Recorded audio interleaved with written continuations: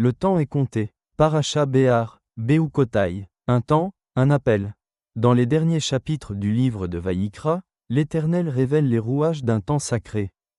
Chaque 7e année, la terre se repose, c'est la Shemitah. Mais le 7 est un cycle fermé. Il tourne, il enseigne, il attend. Jusqu'à ce que s'ouvre une brèche. Jusqu'à ce que vienne le 50e temps. Le temps de Dieu, celui du jubilé, Yovel. Chaque 50e année, le temps lui-même se libère. Une clameur s'élève, portée par le chauffard. Proclamez la liberté dans tout le pays. Les dettes sont effacées. Les esclaves retrouvent leur liberté. La terre retourne à son héritier. Et voici ce que révèle le Yovel. Il existe un temps marqué par Dieu, où les chaînes tombent, un temps où la liberté descend du ciel, comme un feu doux et puissant. C'est l'heure du retour, mais quand la malédiction frappe, ce sont les ennemis qui se lèvent. La bénédiction, c'est la paix dans les frontières, la pluie au temps voulu, le pain en abondance, et surtout, la présence de Dieu au milieu de son peuple. Mais quand l'alliance est rompue, quand le peuple de Dieu oublie son Dieu, alors la terre elle-même se ferme, et les ennemis se lèvent. Ce n'est pas un hasard, ce n'est pas une tragédie politique, c'est une alarme spirituelle. La plus grande malédiction, ce n'est pas que l'ennemi pénètre les portes de Jérusalem. C'est que le peuple oublie son roi, et refuse de reconnaître le Messie qu'il a envoyé. Pourtant, même sous l'épée, Dieu reste fidèle. La terre a une mémoire. Elle garde en elle le pas des prophètes, le sang des martyrs, le parfum des moissons, les pleurs de l'exil. Elle soupire depuis des générations, attendant que revienne son véritable propriétaire, Israël. La terre appartient à Dieu, mais dans son amour, il en a confié l'héritage à Israël. Non pas comme une possession égoïste, mais comme une alliance vivante. Et dans cette alliance, tout doit un jour revenir à sa juste place. Le jubilé proclame la libération, le relâchement des dettes, le retour à l'origine. Ce n'est pas une restitution politique.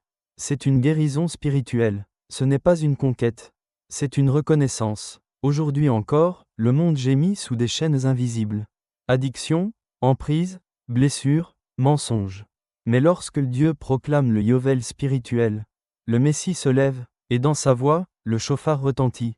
Tu n'es plus esclave, reviens à moi. Yeshua, notre libérateur, est entré dans le Saint des Saints.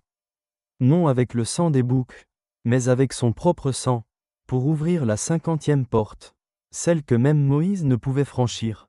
Le Messie frappe à la porte. C'est le temps du retour. Retour à l'alliance, retour à l'héritage, retour à celui qu'on avait méconnu. Le 50e temps est venu. Là où les cycles s'arrêtent, la liberté commence. Que toute âme se lève, car le Yovel du Messie est arrivé. Même au plus profond de l'exil, Dieu se souvient. La plus grande bénédiction, c'est de connaître le Messie. La plus grande malédiction, c'est de vivre sans lui. Ce n'est pas la pauvreté qui brise l'âme. C'est l'absence de lumière, le refus du nom du Messie. Mais il est là, il appelle, et ceux qui le reconnaissent entrent dans la bénédiction. Présence, paix, vérité, déclaration spirituelle. Comme la terre retourne à son propriétaire au temps du Yovel. Moi aussi je retourne à toi, Yeshua. Je te donne ma vie, sans réserve, sans retour. Je te rends ce qui t'appartient. Car tu es mon libérateur, mon héritier, mon roi. Le chauffard a retenti, et mon âme répond. Je suis à toi, pour toujours, comme la terre en année de Shemitah. Je me rends entre tes mains, sans résistance ni calcul. Comme l'esclave au temps du Yovel. Je remets ma vie à toi, Yeshua, mon libérateur. Ce que je suis, ce que j'ai, ce que je porte, tout appartient. Je t'offre mon souffle, car c'est toi l'héritage éternel. Je ne suis plus esclave, je suis libre en toi. Racheté à grand prix, pour appartenir à l'alliance. Shabbat Shalom. L. B.